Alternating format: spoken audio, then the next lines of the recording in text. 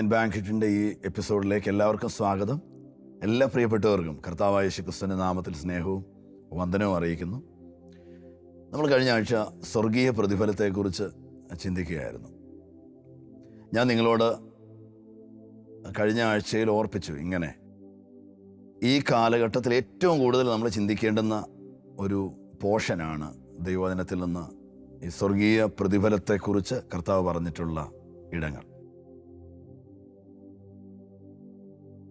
ലൂക്കോസിന്റെ സുവിശേഷം 6-ാം അധ്യായം 22-23 വാക്യങ്ങളിൽ കർത്താവായ യേശുക്രിസ്തു ഇങ്ങനെ പറഞ്ഞു: മനുഷ്യപുത്രൻ നിമിത്തം മനുഷ്യർ നിങ്ങളെ ദ്വേഷിച്ച് ഭ്രഷ്ടരാക്കി നിന്ദിച്ച് നിങ്ങളുടെ പേര് വിടക്ക് എന്ന് എണ്ണുമ്പോൾ നിങ്ങൾ ഭാഗ്യവാന്മാർ, മക്കാറിയോസ് അഥവാ ഭാഗ്യവാന്മാർ. കർത്താവ് ഭാഗ്യവാൻ ആരാണെന്ന് പറയുകയാണ്. യേശുക്രിസ്തുവിൻ്റെ നാമനിമിത്തം ഭൂമിയിൽ സന്തോഷത്തോടെ നിന്ദകൾ സഹിക്കുന്ന ഒരുവനെ ഭാഗ്യവാനെന്ന് കർത്താവ് പറയാൻ കാരണം എന്താണ്? ഭൂമിയിൽ ഒരുവൻ്റെ ഭാഗ്യം നിർണയിക്കപ്പെടുന്നത് അവൻ ഇവിടെ അനുഭവിക്കുന്ന നന്മകൾ കൊണ്ടല്ല, മറിച്ച് വരുവാനിരിക്കുന്ന ജീവിതത്തിൽ അവൻ എത്രത്തോളം ഉന്നതനായിരിക്കും എന്നുള്ളത് അടിസ്ഥാനപ്പെടുത്തിയാണ്. കർത്താവ് അതുകൊണ്ട് സുവിശേഷങ്ങളിൽ വ്യക്തമായിട്ട് നമ്മോട് ഓർപ്പിക്കുന്നു, നിങ്ങൾ വരുവാനുള്ള ജീവിതത്തിലേക്ക് ചരുതിച്ചു വെച്ചവർ മാത്രമാണ് ഭാഗ്യവാന്മാർ. ഇവിടെയാണ് ലോകക്കാരും നമ്മളും തമ്മിലുള്ള വ്യത്യാസം. ഈ ലോകത്ത് എന്തെല്ലാം നേടാൻ കഴിഞ്ഞു എന്നുള്ളത് ഒരുവൻ ഭാഗ്യവാനാണോ എന്നുള്ളതിൻ്റെ സ്കെയിലായിട്ടാണ് നമ്മൾ നോക്കുന്നത്, അല്ലേ? എന്നാൽ കർത്താവ് ഇപ്രകാരം പറയുന്നു, ഈ ഭൂമിയിലുള്ളതല്ല, മറിച്ച് വരുവാനിരിക്കുന്ന ലോകത്തിലേക്ക് ഇന്നേ കരുതി വെക്കുന്നവരാരുണ്ട്, അവർ മാത്രം അഭാഗ്യവാന്മാർ. ഇവിടെയാണ് ഈ റോമാലേഖനം 12-ാം അധ്യായത്തിലൊക്കെ ഈ ലോകത്തിന് അനുരൂപമാകരുത് എന്നൊക്കെ പൗലോസ് പറയുമ്പോൾ നമ്മുടെ ചിന്താഗതി ലോകത്തിനൊത്തവണ്ണമാണോ? ഈ കഴിഞ്ഞ വർഷങ്ങളിലെ ശുശ്രൂഷകളിൽ ഏതാണ്ട് 3 പതിറ്റാണ്ടോളമായി ആയിരക്കണക്കിന് ആളുകളോട് ഇടപഴകാനും അവർക്ക് വേണ്ടി പ്രാർത്ഥിക്കാനും ഒക്കെ ആയിട്ട് എനിക്ക് അവസരം ലഭിച്ചിട്ടുണ്ട്. അപ്പം ഇതിൽ ഞാൻ കണ്ടതിൽ ഏതാണ്ട് ഭൂരിപക്ഷം ആൾക്കാരും നിരാശരാണ്. അവരുടെ ഏറ്റവും വലിയ നിരാശ, ഈ ഭൂമിയിൽ ജീവിക്കുന്ന ഈ കാലഘട്ടത്തിൽ ഒന്നും ഭൂമിയിൽ നേടാൻ കഴിഞ്ഞില്ല, ഒന്നും ആകാൻ കഴിഞ്ഞില്ല. അപ്പം എന്തെങ്കിലും ഒന്നായി തീരാൻ കഴിയാഞ്ഞതിൻ്റെ ഡിപ്രഷനിലാണ് അവർ. അവരെ ആശ്വസിപ്പിക്കുവാൻ ആർക്കും കഴിയുന്നില്ല. എന്നാൽ ഇതിൽ നിന്ന് തികച്ചും വ്യത്യസ്തമായിട്ടാണ് ദൈവത്തിൻ്റെ തിരുവചനം ഓർപ്പിക്കുന്നത്. കർത്താവ് ഇപ്രകാരം പറയുന്നു, നിങ്ങൾ ഭാഗ്യവാന്മാരാകുന്നത് സ്വർഗത്തിൽ നിങ്ങൾക്ക് നിക്ഷേപം ഉണ്ടാകുമ്പോഴാണ്. Praise God. ഇപ്പം നമ്മുടെ കാഴ്ചപ്പാട് എന്താണ്? ഇത് ഈ ഒരു ചിന്തയോടെ, ധ്യാനത്തോടെ നിങ്ങൾ ഈ ദൈവവചനത്തിൽ നിന്ന് കേൾക്കണമെന്ന് വീണ്ടും ഞാൻ നിങ്ങളോട് അഭ്യർത്ഥിക്കുക. Praise God. ഈ സ്വർഗീയ പ്രതിഫലത്തെക്കുറിച്ച് നമ്മൾ ചിന്തിക്കുമ്പോൾ കഴിഞ്ഞ എപ്പിസോഡിൽ നമ്മൾ പറഞ്ഞല്ലോ, മനുഷ്യരാൽ നിന്ദിക്കപ്പെടുന്നവർ ഭാഗ്യവാന്മാർ എന്ന് യേശു പറഞ്ഞു. അതുപോലെ മനുഷ്യർ കാണാതെ, മറ്റുള്ളവരാരും കാണണമെന്ന് ആഗ്രഹിക്കാതെ, ഒരു മനുഷ്യൻ്റെയും പ്രശംസയോ ഒരു കോംപ്ലിമെൻറ്റോ ഒന്നും വേണമെന്ന് ആഗ്രഹിക്കാതെ ദൈവത്തെ മാത്രം മുമ്പിൽ കണ്ട് ദൈവനാമത്തിന് വേണ്ടി ചെയ്യുന്ന കാര്യങ്ങൾ, മറ്റുള്ളവർക്ക് വേണ്ടി നാം പ്രാർത്ഥിക്കുന്ന പ്രാർത്ഥനകൾ, അതുപോലെ നമ്മെ ഉപദ്രവിക്കുന്നവർക്ക് വേണ്ടി അവരെ അനുഗ്രഹിച്ച് നാം പ്രാർത്ഥിക്കുമ്പോൾ, അവരെ നന്മ ആഗ്രഹിക്കുമ്പോൾ, ഇതിനെല്ലാം പ്രതിഫലം ഉണ്ടെന്നുള്ളതാണ് നമ്മൾ ചിന്തിച്ചുകൊണ്ടിരുന്നത്. അപ്പം ഈ ആഴ്ച ഇതിൻ്റെ തുടർമാനമായിട്ട് വീണ്ടും നമ്മൾ അതേ ദൈവവചന ഭാഗത്തോട് ചേർന്നാണ് ചില കാര്യങ്ങളെ ഓർപ്പിക്കുന്നത്. ലൂക്കോസ് 6:35 അവിടെ കർത്താവ് ഇങ്ങനെ പറയാം, നിങ്ങളോ ശത്രുക്കളെ സ്നേഹിപ്പീൻ. നിങ്ങളോ എന്ന് പറഞ്ഞതിൻ്റെ അർത്ഥം ശത്രുവിനെ പകയ്ക്കുന്നൊരു കൂട്ടം വന്നുകൊണ്ട് അത് ലോകക്കാരാണ്. എന്നാൽ നിങ്ങൾ അങ്ങനെയല്ല, നിങ്ങൾ ശത്രുക്കളെ സ്നേഹിപ്പീൻ. നിങ്ങൾക്കറിയാം ഒരു ദൈവ പൈതലിന് ശത്രുവില്ലെന്ന്? നിങ്ങൾക്കറിയാമോ ദൈവത്തിനും ശത്രുവില്ലെന്ന്? നമ്മൾ ധരിച്ചു വെച്ചിരിക്കുന്ന ഒരു കാര്യമാണ് ദൈവത്തിന് ശത്രുവുണ്ട്, അത് പിശാചാണ്. പിന്നെ നമുക്കും ശത്രുവുണ്ട്, നമ്മളോട് എതിർക്കുന്നവർ. വചനം അങ്ങനെയൊന്നും പറയുന്നില്ല. ദൈവത്തിന് ശത്രുവില്ല. ദൈവത്തിന് ശത്രു ഉണ്ടായിരുന്നെങ്കിൽ ദൈവ ശത്രുവിനെ കീഴടക്കിയാനെ. പിശാചൊന്നും ദൈവത്തിൻ്റെ ശത്രുവല്ല കേട്ടോ, മറിച്ച് പിശാച് ഒരു സൃഷ്ടിയാണ്. അതുകൊണ്ട് ദൈവത്തിനൊരു ശത്രുവായി നിൽക്കാനുള്ള സ്റ്റാറ്റസ് ഒന്നും അവന് ഇല്ലതാനും. അവൻ കേവലം ഒരു സൃഷ്ടിയാണ്. നമുക്കും ശത്രുക്കളില്ല. ഇപ്പം നമുക്ക് ശത്രുക്കളില്ല എന്ന് പറയുമ്പോൾ നിങ്ങളുടെ ജീവിതത്തിൽ ശ്രദ്ധിച്ചു നോക്കിക്കേ. നിങ്ങളെ മനസ്സിലാക്കാത്തവരും നിങ്ങളോട് എതിര് നിന്നവരും ഒരുപക്ഷെ നിങ്ങളുടേതല്ലാത്ത കാരണം കൊണ്ട് നിങ്ങളെ മനസ്സിലാക്കാതെ നിങ്ങളെ ഉപദ്രവിച്ചവർ, ഇവരാരും നമ്മുടെ ശത്രുക്കളേ അല്ല. അവർ നമ്മുടെ സഹോദരങ്ങളാണെന്ന് നാം തിരിച്ചറിയുന്നതിൻ്റെ പേരാണ് ക്രിസ്തീയത. ഇവിടെ കർത്താവ് പറയുകയാണ്, നിങ്ങൾ നിങ്ങളുടെ ശത്രുക്കളെ സ്നേഹിപ്പിൻ. ഇവിടെ ഈ ശത്രു എന്നുള്ള പദം കർത്താവ് ഓർപ്പിക്കുന്നത്, നിങ്ങൾ കർത്താവിനെ അറിഞ്ഞതുകൊണ്ട്, യേശുവിനെ അറിഞ്ഞതുകൊണ്ട് അതു നിമിത്തം നിങ്ങളെ പീഡിപ്പിക്കുന്നവർ. നിങ്ങൾ സുവിശേഷം അറിഞ്ഞു, കർത്താവിനെ സ്വീകരിച്ചു എന്നുള്ള ഏക കാരണത്താൽ നിങ്ങളെ ടോർച്ചർ ചെയ്യുന്നവരെ മാത്രമാണ് ഇവിടെ പറയുന്നത്. നിങ്ങൾ ആ ശത്രുക്കളെ സ്നേഹിപ്പീൻ. മാത്രമല്ല അവർക്ക് നന്മ ചെയ്യുവേൻ. വീണ്ടും ഒന്നും പകരം ഇച്ഛിക്കാതെ അവർക്ക് കടം കൊടുപ്പീൻ. നിങ്ങളൊന്ന് ഓർത്ത് നോക്കിയാൽ ഈ ശത്രുവിന് കടം കൊടുക്കുക, എന്നിട്ട് അടുത്ത വാക്ക് കർത്താവ് പറയുന്നു, നിങ്ങൾ പകരം ഇച്ഛിക്കരുതെന്ന്. ഒന്ന് കടം വാങ്ങിയത് തിരികെ കിട്ടുമെന്നും പ്രതീക്ഷിക്കരുത്. 2, നിന്റെ ശത്രു ഇതു നിമിത്തം നിന്നോടൊരു ഫേവർ കാണിക്കുമെന്ന് വിചാരിക്കരുത്. Praise God. അപ്പോൾ നിങ്ങൾ ശത്രുവിനെ സ്നേഹിപ്പീൻ, ഒന്നും പകരം ഇച്ഛിക്കാതെ കടം കൊടുപ്പീൻ, എന്നിട്ട് എന്നാൽ നിങ്ങളുടെ പ്രതിഫലം വളരെയാകും. സ്തോത്രം. അപ്പോൾ ഈ ചെയ്യുന്നതല്ല എന്തിനു വേണ്ടിയാ? ഈ ചെയ്യുന്നതല്ല ഉയരത്തിലെ പ്രതിഫലത്തിന് വേണ്ടിയാ. ഞാൻ വീണ്ടും നിങ്ങളോട് പറയാൻ ആഗ്രഹിക്കുന്നു, നമ്മെ ദൈവം ഭൂമിയിലാക്കിയിരിക്കുന്നത് ഒരേ ഒരു കാര്യത്തിനാണ്. ഉയരത്തിൽ അഥവാ സ്വർഗത്തിൽ പ്രതിഫലം എത്രത്തോളം ഉണ്ടാക്കാമോ അതിനു വേണ്ടിയാ. എന്താ ഈ പ്രതിഫലം എന്ന് പറഞ്ഞാൽ? നിങ്ങൾ വേല ചെയ്യുന്ന പ്രതിഫലത്തിന് വേണ്ടിയല്ലേ. രാവിലെ 8 മണി മുതൽ വൈകിട്ട് 6 മണി വരെ നിങ്ങൾ ജോലി ചെയ്യുന്ന പ്രതിഫലത്തിന് വേണ്ടിയാ. ഇതുപോലെ നിങ്ങൾ ഭൂമിയിൽ ഇപ്പോൾ ചെയ്യേണ്ടുന്ന വേല ഇതാണ്. ഏതു വിധത്തിലും സ്വർഗത്തിൽ പ്രതിഫലം ഉണ്ടാക്കുക. ഇതിനു വേണ്ടിയാണ് ദൈവം നിങ്ങളെ ഭൂമിയിൽ അയച്ചിരിക്കുന്നത്. അപ്പം ഇത് നമ്മുടെ ഒരു പ്രൊഫഷനാണെന്ന് നാം തിരിച്ചറിയുന്നത് നല്ലതാണ്. ക്രിസ്തീയ ജീവിതത്തിൽ നാം സ്വർഗത്തിലേക്ക് പ്രതിഫലം വാങ്ങുക. സ്തോത്രം. ജീവിതത്തിൽ എന്ത് ചെയ്താലും അത് എനിക്ക് എൻ്റെ കർത്താവ് പ്രതിഫലം തരും, അല്ലെങ്കിൽ എനിക്ക് കൂലി തരും എന്നുള്ളത് തിരിച്ചറിഞ്ഞിട്ട് ഏറ്റവും നന്നായിട്ട് ചെയ്യുക. അതുകൊണ്ടാണ് വളരെ പ്രതിഫലം ലഭിക്കുന്നതിനെക്കുറിച്ച് യേശു പറഞ്ഞത്. അപ്പോൾ യേശു ഒരിടത്ത് പറഞ്ഞു, നിങ്ങൾക്ക് സ്വർഗസ്ഥനാവിൻ പ്രതിഫലം നൽകും. മറ്റൊരിടത്ത് പറയുന്നു, നിങ്ങളുടെ പ്രതിഫലം വളരെയാകും. എപ്പോൾ? ഒന്നും പകരം ഇച്ഛിക്കാതെ നിങ്ങൾ ചെയ്യുമ്പോൾ.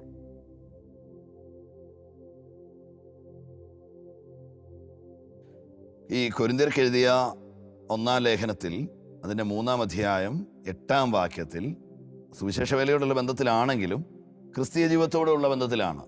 പൗലോസ് അപ്പോസ്തലൻ ഇങ്ങനെ ഓർപ്പിക്കുന്നുണ്ട്, ഓരോരുത്തനും താന്താൻ്റെ അധ്വാനത്തിനൊത്തവണ്ണം പ്രതിഫലം ലഭിക്കും.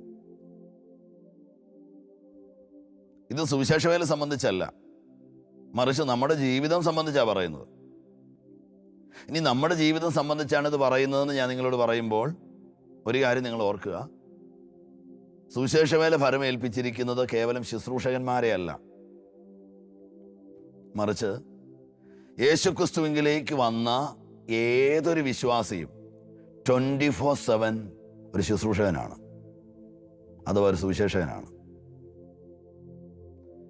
നിങ്ങളെ ആരും പ്രത്യേകമായി കരം വെച്ച് വേർതിരിച്ചില്ലെങ്കിലും നിങ്ങൾ സുവിശേഷം അറിയിക്കുവാൻ ബാധ്യസ്ഥരാണ്. അതിന് 2 പക്ഷമില്ല. ഇവിടെ ഓരോരുത്തരും താന്താൻ്റെ അധ്വാനത്തിനൊത്തവണ്ണം പ്രതിഫലം ലഭിക്കും. അപ്പോൾ നമ്മൾ അധ്വാനിക്കുകയാണ് ദൈവമക്കളെ. നമ്മുടെ ജീവിതത്തിൽ നമ്മൾ അധ്വാനിക്കുകയാണ്. നമ്മുടെ വാക്കുകളിലൂടെ, പ്രവൃത്തികളിലൂടെ, സഹകരണത്തിലൂടെ, സ്നേഹത്തിലൂടെ, ക്ഷമയിലൂടെ, ആത്മീയ ജീവിതത്തിലൂടെ, കൂട്ടായ്മയിലൂടെ എല്ലാം നാം അധ്വാനിക്കുകയാണ്. അപ്പോൾ ഞാൻ ഇടയ്ക്ക് നിങ്ങളോട് ചോദിക്കട്ടെ, ഈ നിങ്ങളുടെ ജീവിതത്തിൽ എന്നെങ്കിലും നിങ്ങളിത് ദൈവം നിങ്ങൾക്കൊരു സ്വർഗീയ പ്രതിഫലത്തിനായിട്ട് ഭൂമിയിലേക്ക് അയച്ചിരിക്കുന്നതും ഒരു നിശ്ചിത സമയം അത് ചെയ്തു കഴിഞ്ഞാൽ നിങ്ങളെ വിളിച്ച് നിങ്ങൾ ചെയ്തതിനൊത്തവണ്ണം പ്രതിഫലം നൽകുമെന്നും തിരിച്ചറിഞ്ഞിട്ട് തന്നെയാണോ ക്രിസ്ത്യജീവൻ നയിക്കുന്നത്? ഈ കാര്യത്തിൽ നാം നമ്മെ വിവേചിക്കേണ്ടത് ആവശ്യമാണ്. അപ്പോൾ ഞാൻ ഒരിക്കൽ കൂടി പറയുന്നു, ഉയരത്തിൽ പ്രതിഫലം പ്രാപിക്കുവാൻ വേണ്ടി മാത്രമാണ് ഭൂമിയിൽ ഒരു ദൈവവേദന ദൈവമാക്കിയിരിക്കുന്നത്. ഈ ഒരു തിരിച്ചറിവ് നമ്മുടെ കണ്ണുകളെ തുറപ്പിക്കുകയും നാം സ്വർഗീയന്മാരാകുവാൻ വിളിക്കപ്പെട്ടിരിക്കുന്നത് കൊണ്ട് ഭൂമിയിൽ നമുക്ക് നമ്മുടെ പിതാവിനെ വെളിപ്പെടുത്തുകയും ചെയ്യുവാനിടയാക്കട്ടെ. ഇനിയും നിങ്ങൾ ഈ കൊലോസ്യ ലേഖനം പഠിക്കുമ്പോൾ, അതും പൗലോസ് എഴുതിയ ലേഖനമാണ്. കൊലോസ്യയിലുള്ള വിശുദ്ധന്മാരോട് പൗലോസ് അപ്പോസ്തലൻ ഇങ്ങനെ പറയുന്നുണ്ട്. വളരെ ഉദാത്തമായൊരു മാതൃക അദ്ദേഹം പറയുന്നത്.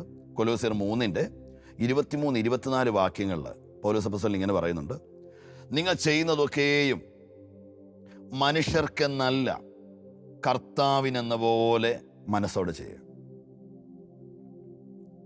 ഒന്നുകൂടി പറഞ്ഞാൽ, നിങ്ങൾ മനുഷ്യർക്ക് ചെയ്യുന്നതൊന്നും മനുഷ്യർക്ക് വേണ്ടിയല്ല.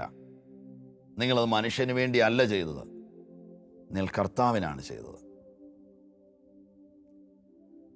ഈ ഒരു സമീപനം, ഈ ഒരു തിരിച്ചറിവ് നമ്മുടെ ആത്മീയ ജീവിതത്തെ വലിയ ദ്രുതഗതിയിലൊരു വളർച്ചയിലേക്ക് നയിക്കും. ഞാൻ മനുഷ്യന് വേണ്ടിയല്ല ചെയ്യുന്നത്, മനുഷ്യൻ്റെ പ്രീതിക്ക് വേണ്ടിയല്ല, കർത്താവിന് വേണ്ടിയാണ്. അപ്പം അങ്ങനെ കർത്താവിന് വേണ്ടി എന്നുള്ള മനസ്സോടെ നിങ്ങൾ ചെയ്യുക. നിങ്ങൾ അങ്ങനെ ചെയ്താൽ അവകാശം എന്ന പ്രതിഫലം കർത്താവ് തരും എന്നറിഞ്ഞ് കർത്താവായ യേശുവിനെ സേവിപ്പീൻ.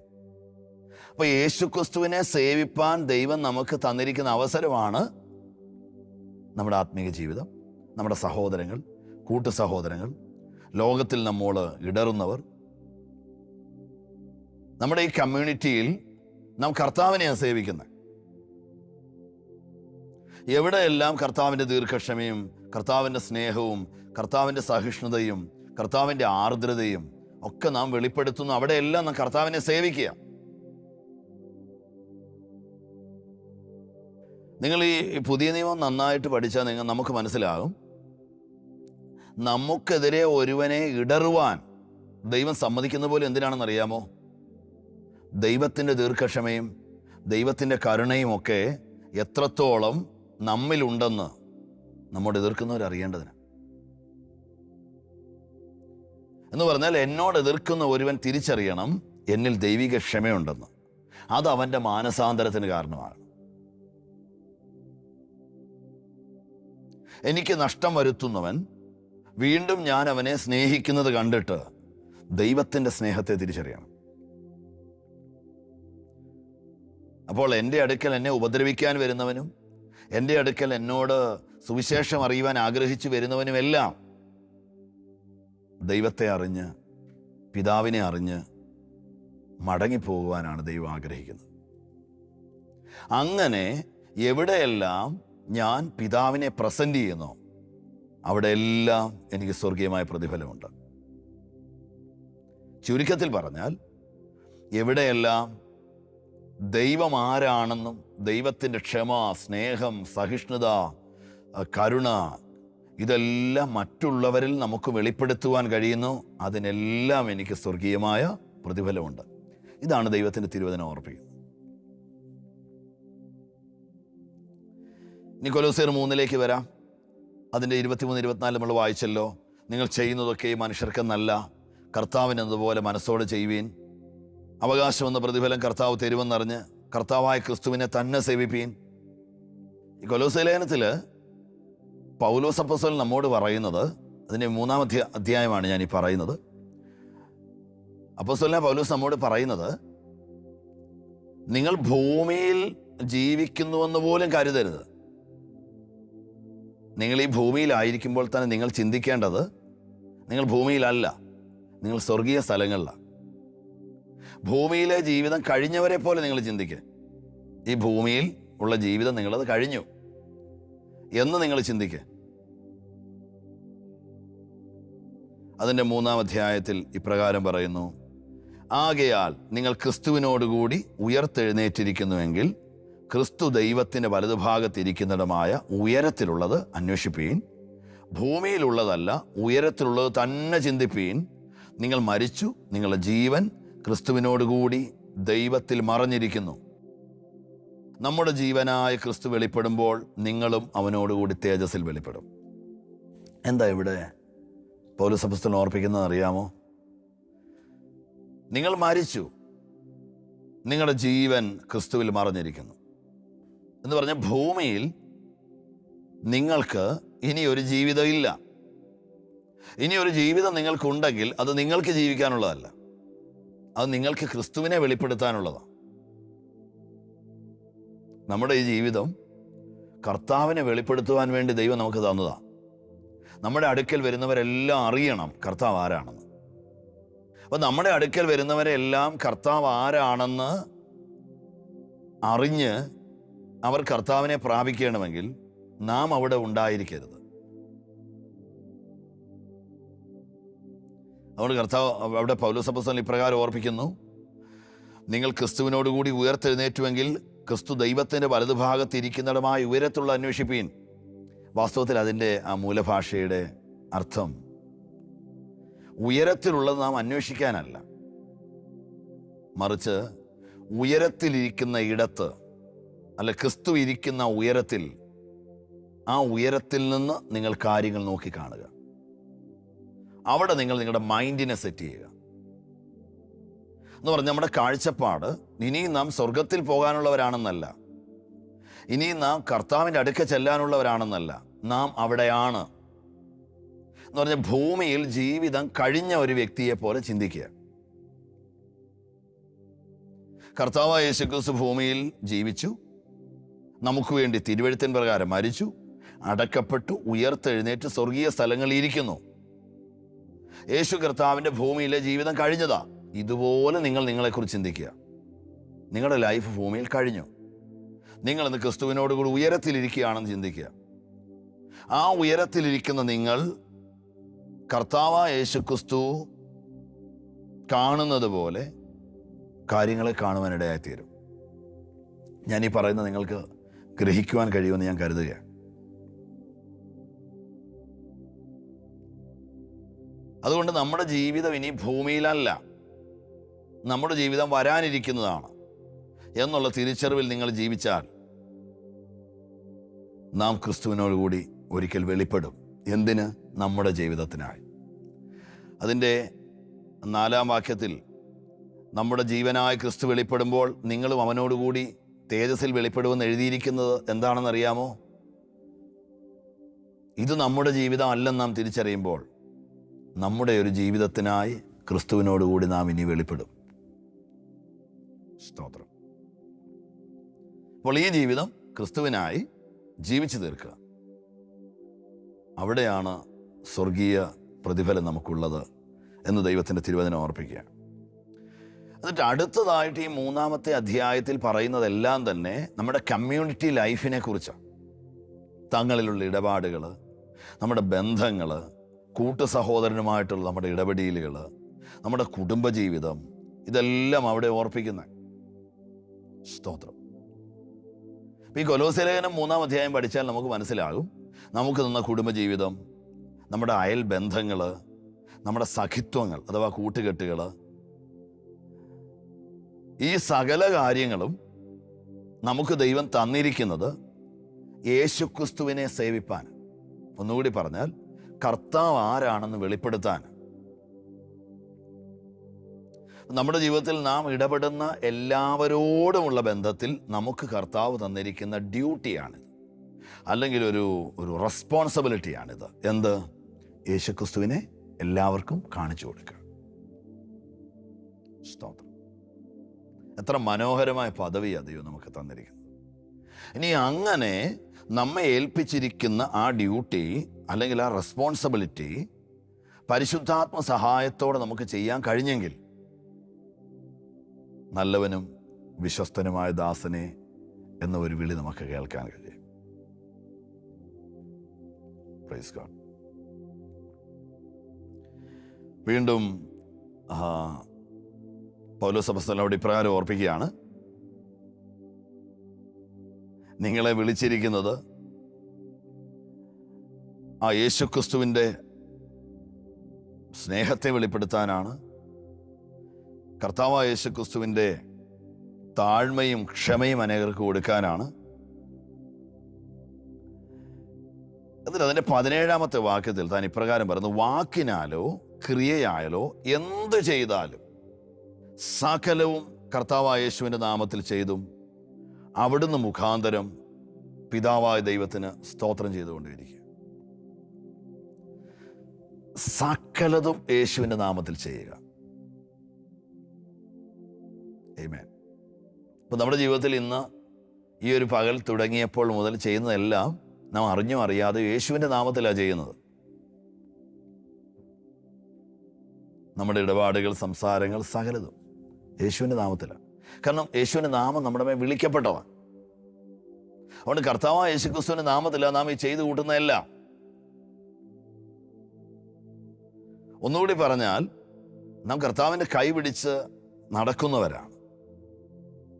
നാം കർത്താവിൻ്റെ കയ്യിൽ അല്ല പിടിച്ചിരിക്കുന്നതെന്നേ ഉള്ളൂ, കർത്താവ് നമ്മുടെ കയ്യിലാണ് പിടിച്ചിരിക്കുന്നത്. ഞാൻ വീണ്ടും ജനിച്ച അന്നു മുതൽ എൻ്റെ വലത് കൈയിൽ കർത്താവിൻ്റെ കരമുണ്ട്.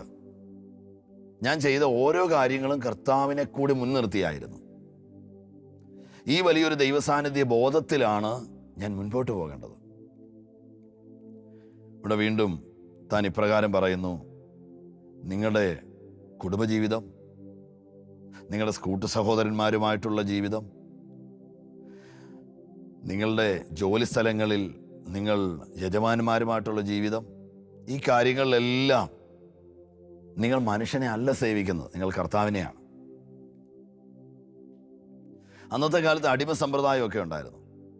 അതുകൊണ്ട് പൗലോസ് ഇപ്രകാരം അതിൻ്റെ അവസാന വാക്യങ്ങളിലേക്ക് വരുമ്പോൾ ഇങ്ങനെ പറയുകയാണ്, ദാസന്മാരെ, ജഡപ്രകാരമുള്ള യജമാനന്മാരെ സകലത്തിൽ നിങ്ങൾ അനുസരിക്കണം. മാത്രമല്ല, മനുഷ്യരെ പ്രസാദിപ്പിക്കുന്നവരെ പോലെ ദൃശ്യസേവകളാലല്ല, കർത്താവിനെ ഭയപ്പെട്ടുകൊണ്ട് ഹൃദയത്തിൻ്റെ ഏകാഗ്രതയോടെ എത്ര അനുസരിക്കേണ്ടത്. നിങ്ങൾ ചെയ്യുന്നതൊക്കെയും മനുഷ്യർക്കെന്നല്ല, കർത്താവിനെന്ന പോലെ മനസ്സോടെ ചെയ്യുവേൻ.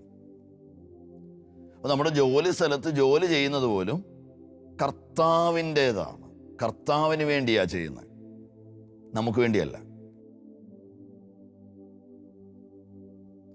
അടുത്ത വാക്യത്തിൽ പ്രകാരം വരുന്ന, അവകാശമെന്ന പ്രതിഫലം കർത്താവ് തരുമെന്നറിഞ്ഞ് കർത്താവായ ക്രിസ്തുവിനെ സേവിപ്പേൻ. ഈ പറഞ്ഞതിൻ്റെ രത്നച്ചുരുക്കം ഇതാണ്, നമ്മുടെ ജീവിതത്തിൽ സ്വർഗീയ പ്രതിഫലം ഒരിക്കൽ കർത്താവ് നമുക്ക് നൽകേണ്ടതിന് ഈ ഒരു ജീവിതം നമുക്ക് തന്നിരിക്കുന്നു. അതുകൊണ്ട് ഞാൻ എന്തൊക്കെ ചെയ്താലും അതിനെനിക്ക് കൂലി ലഭിക്കും, പ്രതിഫലം ലഭിക്കും. ആ പ്രതിഫലം കൂട്ടി വെച്ചുകൊണ്ട് അതും പ്രാപിച്ച് ഞാൻ നിത്യജീവനിലേക്ക് പ്രവേശിക്കും. ഇതാണ് ദൈവത്തിൻ്റെ തിരുവചനം നമ്മെ പഠിപ്പിക്കുന്നത്. അപ്പോൾ ഈ 2 എപ്പിസോഡുകളിലായിട്ട് നാം ഈ സ്വർഗീയ പ്രതിഫലത്തെക്കുറിച്ച് വളരെ ലളിതമായിട്ടാണ് ചിന്തിച്ചത്. ഇതിനകത്തുനിന്ന് നിങ്ങൾ തിരിച്ചറിയേണ്ടുന്ന ഏക കാര്യമേ ഉള്ളൂ, ഭൂമിയിൽ നമുക്ക് ഒരു ജീവിതം ദൈവം തന്നിരിക്കുന്നത് ഏതു വിധേനയും നിത്യജീവനിലേക്ക് വിളവ് കൂട്ടിവെക്കുകയും ഈ ഭൂമിയിൽ നിന്ന് നാം സമ്പാദിച്ച ആ വിളവുമായി നിത്യജീവനിലേക്ക് നാം പ്രവേശിക്കുകയും ചെയ്യണം. ഒരു സാധാരണ മനുഷ്യൻ്റെ ചിന്താഗതി തെറ്റുകൾ ചെയ്യരുത്, നന്മ ചെയ്യണം, എന്നിട്ട് സ്വർഗീയ സ്ഥലങ്ങളിലേക്ക് പോകണമെന്നാണ്. അതല്ല, അതിനേക്കാൾ കൂടുതൽ സ്വർഗീയ സ്ഥലങ്ങളിലേക്കുള്ള നിക്ഷേപവും ചരതിച്ചുകൊണ്ട് വേഗണം നാം അവിടേക്ക് പോകുവാൻ. ഇതാണ് ദൈവത്തിൻ്റെ തിരുവചനം നമ്മെ ഓർപ്പിക്കുന്നത്. നമുക്കൊരു നിമിഷം പ്രാർത്ഥിക്കാമല്ലോ. നമുക്ക് കണ്ണു അടയ്ക്കാം. സ്വർഗീയ പിതാവേ, ഞങ്ങൾ നന്ദിയോടെ അങ്ങയെ സ്തുതിക്കുന്നു. കർത്താവെ, ഒരിക്കൽ വെളിപ്പെടാൻ പോകുന്ന ആ നിത്യജീവങ്കിലേക്ക് വിളവുകൾ കൂട്ടിവെക്കേണ്ടതിന്, പ്രതിഫലം കൂട്ടിവെക്കേണ്ടതിന് ഞങ്ങൾ ഈ ഭൂമിയിലാക്കിയിരിക്കുന്നതിനായി ഞങ്ങൾ അങ്ങയെ സ്തുതിക്കുന്നു. ഞങ്ങൾ വാക്കിനാലോ ക്രിയയാലോ എന്തൊക്കെ ചെയ്താലും അത് ഞങ്ങൾക്ക് സ്വർഗീയമായൊരു പ്രതിഫലം ലഭിക്കുവാൻ കാരണമാകുമെന്ന് അറിഞ്ഞ് സന്തോഷിച്ച് ഉത്സാഹത്തിൽ മടുപ്പില്ലാതെ ആത്മാവിൽ എരിവുള്ളവരായി ക്രിസ്തുവിനെ സേവിപ്പാനും ഒരിക്കൽ അങ്ങ് തൻ്റെ വിശുദ്ധ ദൂതന്മാരുമായിട്ട് വെളിപ്പെടുമ്പോൾ സന്തോഷത്തോടെ അങ്ങയുടെ മുമ്പ് നിൽപ്പാനും നല്ലവനും വിശ്വസ്തനുമായുള്ള ദാസനെ ദാസിയെ എന്നുള്ള വിളി കേൾക്കുവാനും യജമാനൻ്റെ സന്തോഷത്തിലേക്ക് പ്രവേശിപ്പാനും ഞങ്ങളെ ഒരുക്കുന്ന കൃപയ്ക്കായി സ്തോത്രം. ഞങ്ങൾ തിരുസന്നിധിയിൽ ഏൽപ്പിക്കുന്നു, യേശുക്രിസ്തുവിൻ നാമത്തിൽ. ആമേൻ. കർത്താവ് നമ്മെ അനുഗ്രഹിക്കട്ടെ. അടുത്തൊരു ചിന്തയുമായി അടുത്ത ആഴ്ച നമുക്കൊന്നിച്ച് കാണാം. കർത്താവിൻ്റെ കൃപ നമ്മോടുകൂടി ഇരിക്കട്ടെ.